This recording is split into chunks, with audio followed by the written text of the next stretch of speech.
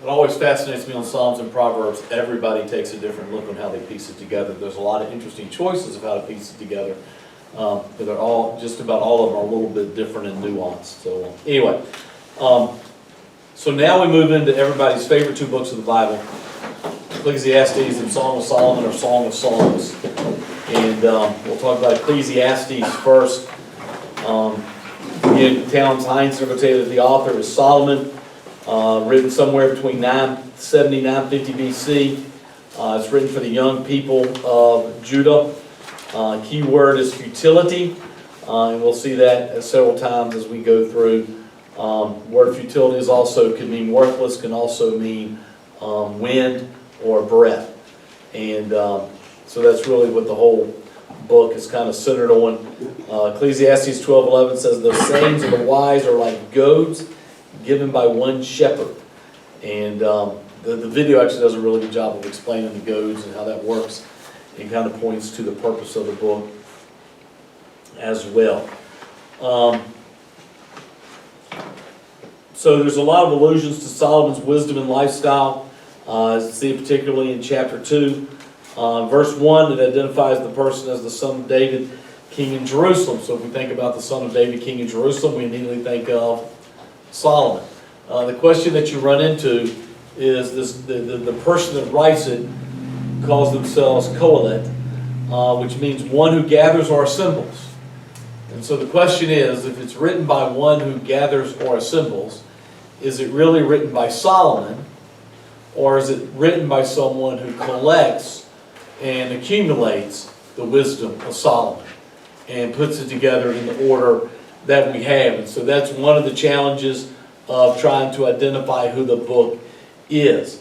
So you get Solomon referred to, says he's the son of David, but is that actually who put it together, or is that who the wisdom is talking about? And so that's just one of the, and again, like most Old Testament books, we don't really have, the book is written as anonymous, so it's not critical to understanding the meaning, but it does help kind of shape an understanding of the book. It could be that the fact, just like Solomon's giving credit with building the temple, and he gives credit to his book because he organized it. Yeah. And so again, Kohelet means one who gathers or assembles. English, normally it's translated either teacher or preacher. And then our name for the book also comes from the Greek or Latin for preacher. So that's kind of where it comes from. It comes out of the first sentence of the book. Order, outline there, prologue, pleasures of life, the plan of God, problems of life, process of life, and the postscript. And essentially, what happens in Ecclesiastes, and the reason why I think it works well in today's culture, is it's basically saying you can't find the answer for happiness in the world. You just can't. It's going to talk about wisdom. It's going to talk about the pursuit of pleasure. It's going to talk about the pursuit of power. It's going to talk about any pursuit that you can have. And in the end, it's futile, it's worthless, it's like the breeze, it's like chasing the wind, all those different expressions that can be used. And so the author just goes through that whole idea of anything that we see, none of it is going to fulfill us in life. And so at the very end of the post, and really not in the whole postscript, the back end of the postscript basically says the best thing to do is just to pursue God and to trust Him. Some of the reasons why the book is hard to interpret from Fee and Stewart, it does have a somewhat rambling nature. Many of the observations, the Kohelet just kind of goes from one topic to the next, and in breaking those. Some strikingly antithetical statements exist together in the same book. So in one work it's saying wisdom is good, but another part is saying, well, wisdom isn't going to answer all your problems. It's also the negative side of some of these statements also make it harder to understand, because you're trying to figure out exactly which is the best part and what's the real meaning of the text. Part of what it talks about Kohelet, the author, to understand their context, they're writing within Israel's wisdom tradition. So it's not trying to speak for God in the same way as a prophet, because a prophet says what? Thus says the Lord. right? I mean, this is what God says. Wisdom literature is different, kind of what we talked about with Proverbs, our Song of Proverbs and the video. So wisdom literature is always a little bit different, and this is wisdom literature. 4 dominant realities from the Colette's perspective. God is the single indisputable reality, creator of all of one of whom life comes as a gift. God's way are not always, if ever, understandable. How often do we understand what God's doing? Right? I mean, we try to, and we try to guess when we look back, but ultimately we don't know most of the time, if ever. On the one human side, what is it? Everything's done under the sun. Simply is just not tidy. Indeed, much of it does not add up. And also, again, there's all these things you can do. None of it adds up to what we ought to be pursuing and what we can't pursue for happiness in the world. And then it just puts together this idea that what makes everybody equal, it doesn't matter if you're rich or poor, it doesn't matter if you're wise or unwise, all of us have to deal with what? Death. Right? So everybody, unless Jesus Christ returns, what's going to happen to every one of us? We're going to die. And so that is the great equalizer. And that's part of what he's writing about in that as well. So if everything equals death, why pursue anything in this world? It is, I do like this line, the Christian believer that we now read from the perspective of joyous hope in the resurrection and the certainty of divine judgment should all the more be prepared to appreciate Colette's embracing of life in the present despite its Havel, or Havel is actually the video. Havel, it could be either one in the Hebrews because it's transliteration. Which again, despite all this, that's the breath, that's the vapor, that's meaningless, we still grasp life because of what?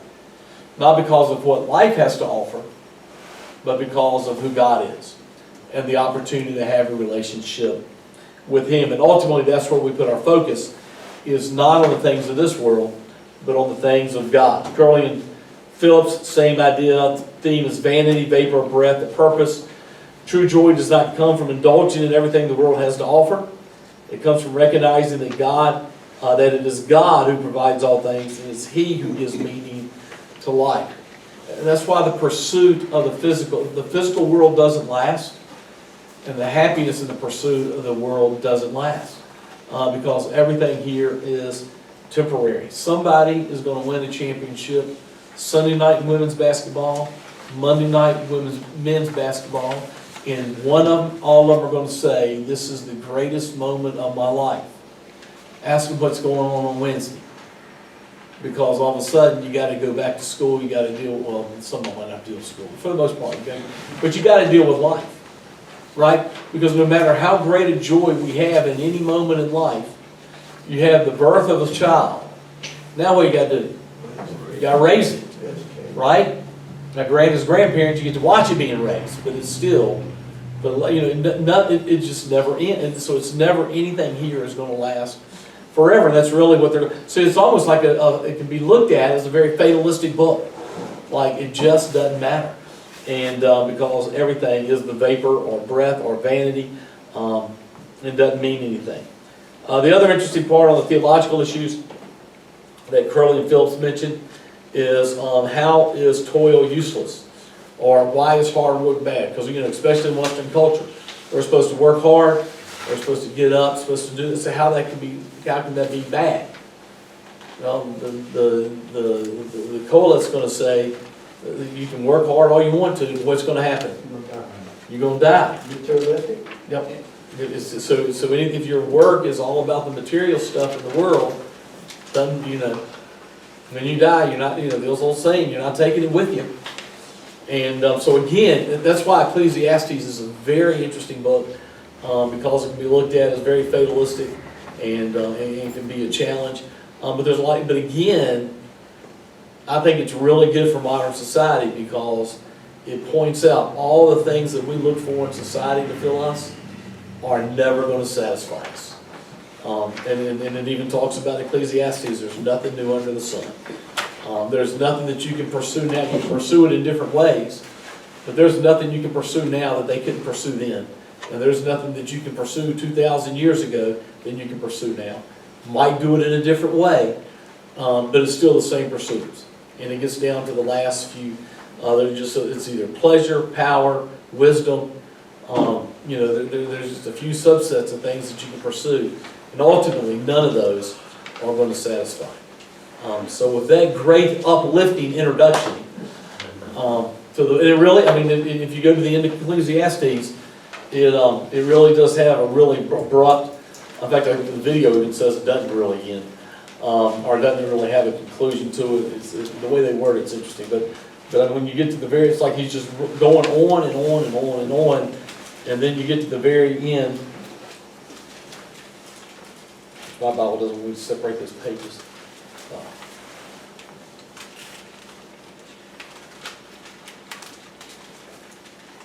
Beyond these, my son, be warned, there is no end to the making of books, and much study wears the body, right? So you can write books about everything, but study's just going to wear your body out. And then it ends with these two verses. When all has been heard, the conclusion of the matter is this: fear God, keep His commandments, because this is for all humanity. For God will bring every act to judgment, and including every hidden thing, whether good or evil. And so you go through this long list, and then all of a sudden, okay, here's the end. And it's like the book of Acts. It just ends really abruptly. If you remember we talked about the book of Acts when we went through it, it's not like the book of Acts really ends. It just stops in the middle of the story. And a lot of people argue that's true about Ecclesiastes as well. Okay, let's watch the video on Ecclesiastes. The book of Ecclesiastes. It's part of the Bible's wisdom literature, and it opens with this line: the words of Kohelet, the son of David, king in Jerusalem. Now in Hebrew, the word Kohelet means someone who has gathered people together.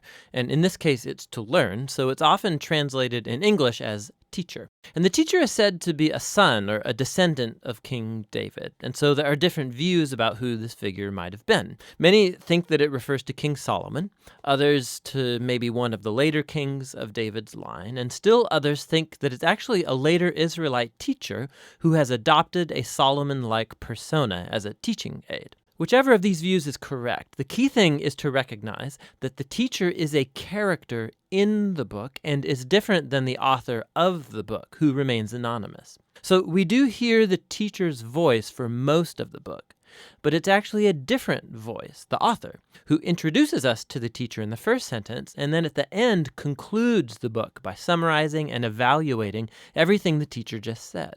So the author is someone who wants us to hear all that the teacher has to say and then help us process it and form our own conclusion. So what does the teacher have to say? Well, the author summarizes the teacher's basic message at the beginning and right at the end, and it's Hevel, Hevel. Everything is utterly Hevel.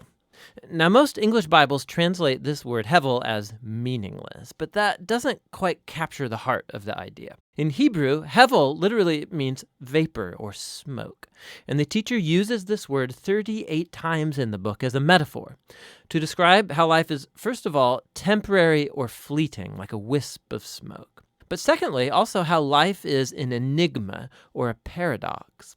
Like smoke, it appears solid, but when you try and grab onto it, there's nothing there.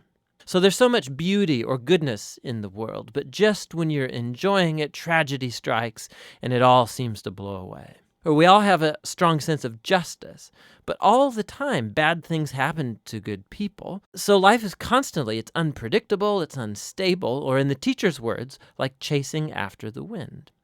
Hevel. Now that's kind of a downer. So why is he saying all of this?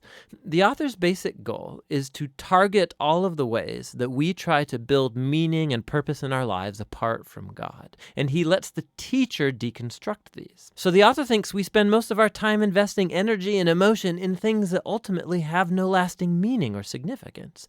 And he lets the teacher give us a hard lesson in reality. You can see this most clearly in the opening and closing poems, which focus first of all on time and then on death. So the teacher says, you can spend your whole life working and achieving because you think that makes your life meaningful. You should really stop and consider the march of time. For all of the human effort that takes place in the world, nothing really ever changes. So sure, we develop technology and we build nations that rise and fall, but go climb a mountain and see if it cares. It was there long before any of us, and it will be here long after. I mean, no one's even going to remember you or anything you did 100 years from now, but that mountain, it'll still be there. And the ocean will still be breaking on the beach, and the sun will still rise and set. And so time will eventually erase you and me and everything that we care about.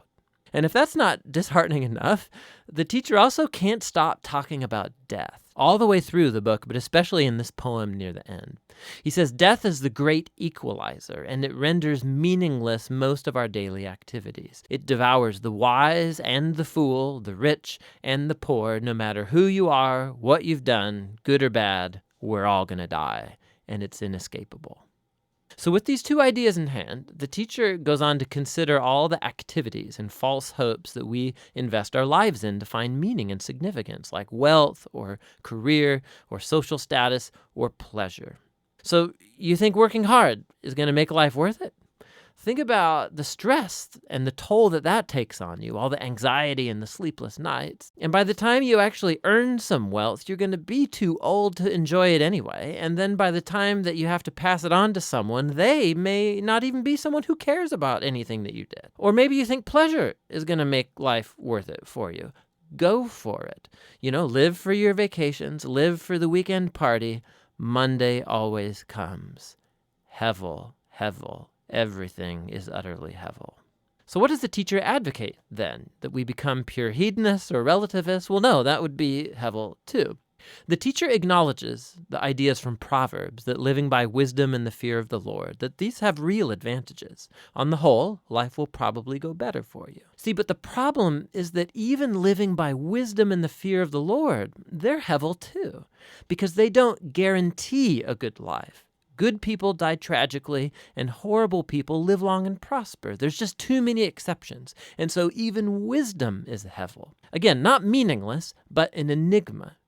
Wisdom doesn't work the way you think it should all of the time. So what's the way forward in the midst of all this hevel? And here, paradoxically, the teacher discovers the key to the true enjoyment of life under the sun. It's accepting hevel. It's acknowledging that everything in your life is totally out of your control. About 6 different times at some of the bleakest moments in his monologue, the teacher talks about the gift of God, which is the enjoyment of simple, good things in life, like friendship or family, a good meal, or a sunny day. You can't control these things. You're certainly not guaranteed them, but that's their beauty. When I come to adopt a posture of total trust in God, it frees me to simply enjoy my life as I actually experience it, not as I think it ought to be. Because even my expectations about what life ought to be are ultimately hevel. Hevel. Everything under the sun is utterly hevel. And so the teacher's words come to a close. Right here at the end, the author speaks up again, and he brings it all to a conclusion. He says, the teacher's words are very important for us to hear. He likens them to a shepherd's staff with a goad, a pointy end, which might hurt when it pokes you, but he says the teacher is trying to poke you to get you to move in the right direction towards greater wisdom.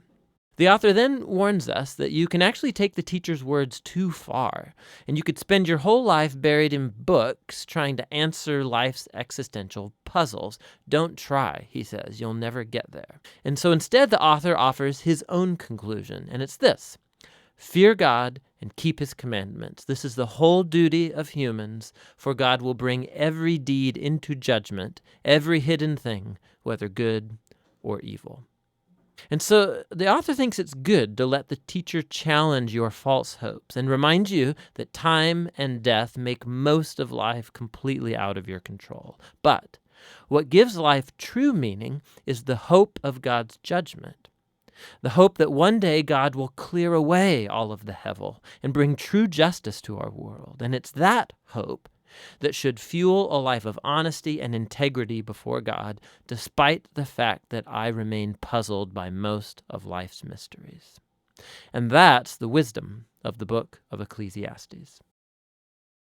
Now we go to Song of Solomon or Song of Songs. Both come from the first sentence And so that's kind of where the name comes from and how that should be interpreted. There's some debate on that.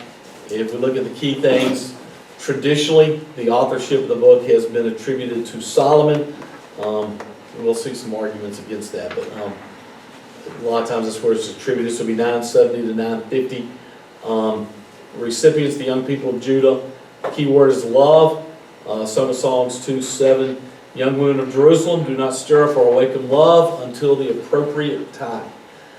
And then just some keys from Towns and Heinsohn in just kind of an overview of the book.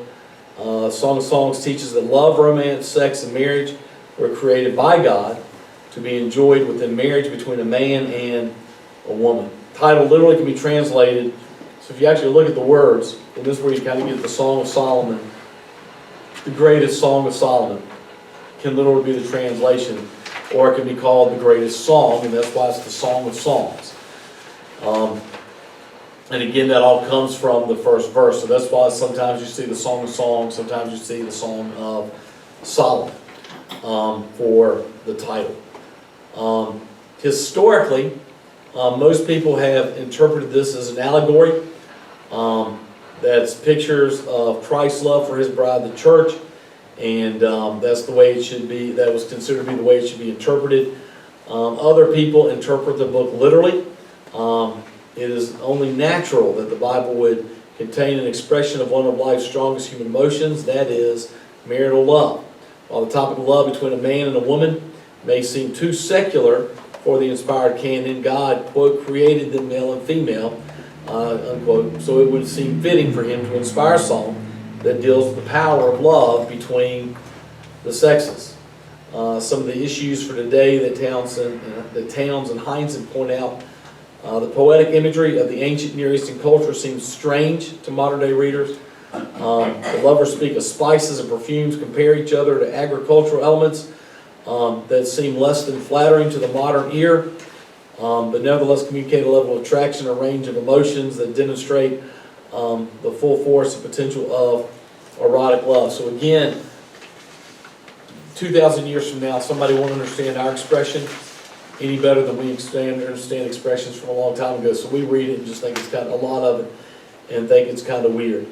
Storyline and changeover between speakers with the song makes it sometimes difficult to follow. The songs appear to move from romantic courtship to marriage and subsequent intimacy. And then finally, the third problem pertains to the drama that seems to underlie the lyrics of the song. The standard approach is to see the songs as depicted of love between Solomon and his beloved, while a less popular approach demands a dramatic plot involving the woman, her shepherd lover, and Solomon as a villain who has come to take the woman into his harem. So the three-character plot, which is what that's called the shepherd hypothesis, seems unlikely, since that means Solomon wrote or accepted a song where he is depicted as the villainous monarch. So a lot of people, anyway, so it's one of the ways to interpret it. Most people don't go that route. But there is debate, again, whether Solomon's mentioned, but is he actually the shepherd? The other question is why? How many wives does Solomon have? 600. Hundreds, yes, I think it's 700. And, you know, so if I've got 700 wives, would I write something? Yeah. But would he write something about the one true love that he has? And some people think it's like this could be the Solomon's first wife, and so it is his one true love, and then it's when the hundreds came in, when it was political purposes and all that. But that's all part of the questions that make this an interesting book. I loved in one of the commentaries I read that said if you gave people a vote of the book that they would vote out of the Bible, that this would win. That most people would take this one out first. But it is there for a purpose, and therefore you want to make sure we have an idea of what it's about. Fee and Stewart talk about it's crucial for a good reading of the song is to recognize that it comes to us basically in three voices: the woman, and here's the other challenge of Solomon being the author, is she plays the leading role. There's the man who celebrates the beauty of and his love for his woman, and the woman's companions called the daughters of Jerusalem. It's also difficult to understand the role of Solomon. While it's possible to read Psalm 3:6 as suggesting that he's the man of the poem, is Solomon himself, and that this paragraph presents him as the bridegroom. it's not necessary to it, and in fact, the video is going to argue that it's not solemn. And a lot of people believe that. Constant shift of speakers they go through makes it difficult to read, and it's all in poetry. And so again, it just makes it a very difficult book to interpret. And then through the years, many Christians have been uncomfortable with the topic of the book and have just basically said it's an allegory instead of talking about it being the love and the sexual relationship between a man and a woman. In fact, the church council in 550 AD required that and said that that was the only way that the book was to be interpreted. Which puts you in a dilemma if you're a Catholic, because Catholics believe that the councils are as inerrant as the Scripture is. And so if a council says it, it's as true as the Bible. That's one of the splits between Protestants and Catholicism. But such a reading seems a capitulation to human fallenness, and the way sexual love has often been twisted so it has become exploitive, manipulative, and destructive, even through today. Curley and Phillips, they talk about the themes again, the boundaries of acceptable sexuality. Purpose, this work displays the love between a husband and wife with proper dignity and with proper boundaries. And then theological issues, again, just the song, is it Song of Songs or Song of Solomon? And then, is it a love song for whom? And that goes back to if Solomon's the author, who do you write it to? Because he had hundreds of wives. And so those, again, are the key issues. If I ever had to pick a week that I had 2 books that I could mow through pretty quick, and we had to do 2 extra videos, I'm just really glad this is the week. So we're going to watch the video on Song of Songs.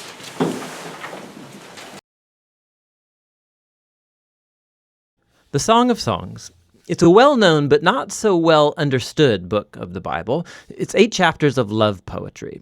And while there is an introduction and a conclusion, the book doesn't have any kind of rigid literary design, and that's because it's a collection of poems. They're not meant to be dissected or taken apart. They're meant to be read as a flowing whole and simply enjoyed. The first line of the book tells us that it's the Song of Songs, which is a Hebrew idiom like the Holy of Holies or the King of Kings. It's a Hebrew way of saying the greatest thing. So this is the greatest song of all songs. Then we're told in the first line that this Song of Songs is of Solomon, which could mean that he is the author. His name does begin the book, after all. But as you read the poems, you discover that the main voice is that of a woman called the Beloved. And while there is also a male voice, it does not seem to be Solomon's.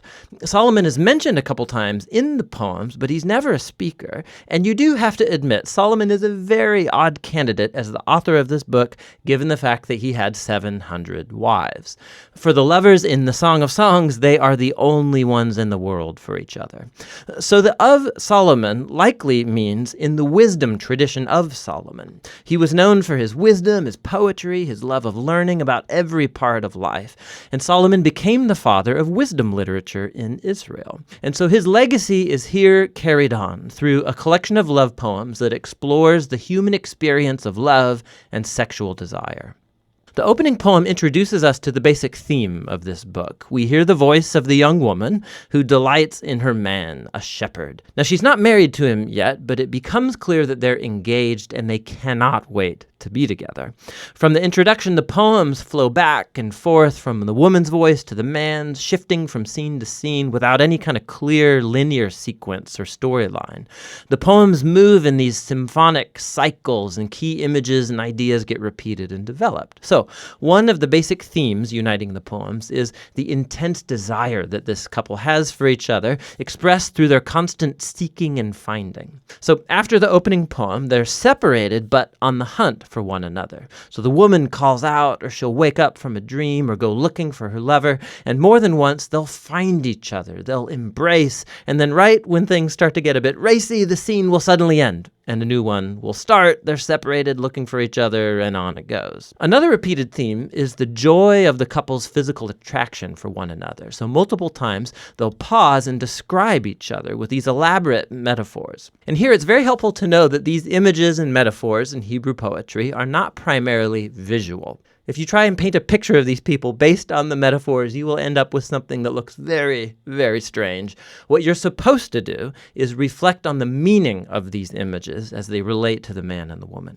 So you'll read through the poetic cycles, and the tension will keep building in their desire and joy and attraction. And this spiraling repetition is a poetic way of heightening and focusing on the mystery and power of sexual love. It all comes together in the conclusion, which pauses to summarize what these poems are all about. Love is as strong as death. Its passions are as severe as the grave. Its flashes are of fire, a divine flame. Many waters cannot extinguish love. Rivers cannot sweep it away. If one were to give all the wealth of one's house for love, he would be utterly scorned. The poem highlights the power and the intensity of love, how it's both beautiful but also dangerous. Like fire, love can destroy people if it's abused, or be life-giving if it's protected. Ultimately, love expresses the insatiable human longing to know and be fully known and desired by another. Love is one of the most transcendent and mysterious experiences in human life, and as a part of the Bible's wisdom tradition, this book says it's a gift from God.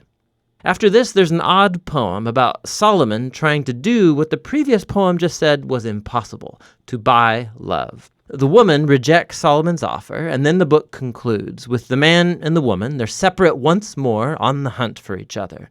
He calls to hear her voice. She begs him to run away with her, and that's how the book ends. Just totally open-ended. But that's a lot like love, which never truly concludes, because there's always more to discover and pursue in your beloved. And so true love has no end, and neither does this book. Now, through history, the big question raised by the Song of Songs is, what on earth is love poetry doing in the Bible? There have been three main interpretations of this book throughout history. In Jewish tradition, it's been read as an allegory, each character a symbol. So the woman is Israel, the man is God, and their love is a symbol of the covenant between God and Israel made at Mount Sinai and the giving of the Torah. This view flowed into the Christian tradition, but the characters were swapped. So it's about Christ's love for his people, the church. And this interpretation was inspired by Paul's words in Ephesians 5, that a Christian husband's love for his wife is a symbol of Christ's love for the church. What's interesting is that in the last 100 years, archaeological discoveries among Israel's ancient neighbors in Egypt and Babylon has turned up all kinds of ancient love poetry that's very similar in language and imagery to the Song of Songs. We see that love poetry was a meaningful part of Israel's cultural environment, which has led most scholars today to view the Song of Songs as what it presents itself to be, an arrangement of Israelite love poetry reflecting on the divine gift of love. But that doesn't mean that it's only ancient love poetry. There's a key feature of these poems that sticks out when you read them as a part of the Old Testament, and that's the overwhelming use of garden imagery. There are powerful echoes of the Garden of Eden and the idyllic scene between the married couple in the early chapters of Genesis. So the image of the man and the woman naked and vulnerable, but completely unified and safe with one another. This resonates in the background of the Song of Songs. It's as if in these poems we are witnessing the love of a couple whose relationship is untainted by selfishness and sin. And so ultimately the song holds out hope that even though our own relationships are so often distorted by selfishness, love is a transcendent gift, and it's meant to point us to something greater, to the gift of God's love that will one day permeate and transform his beloved world. And that's what the Song of Songs is all about. The Song of Songs. It's a well-known but not so well understood book of the Bible. Any questions? It's 8 chapters of... All right, let's pray. Dear God, we come before you tonight again just to praise you as God. Thank you for your word, even though sometimes it's hard to understand, not sure what it means, how to interpret it, Lord, but we know that it all works together to help us, to prepare us for every good work that we're supposed to do. So, Lord, just pray that you will give us wisdom and understanding and to know you better, to love you more, and serve you in a greater way. And God will give you the glory for it. It's in the name of Jesus Christ we pray. Amen.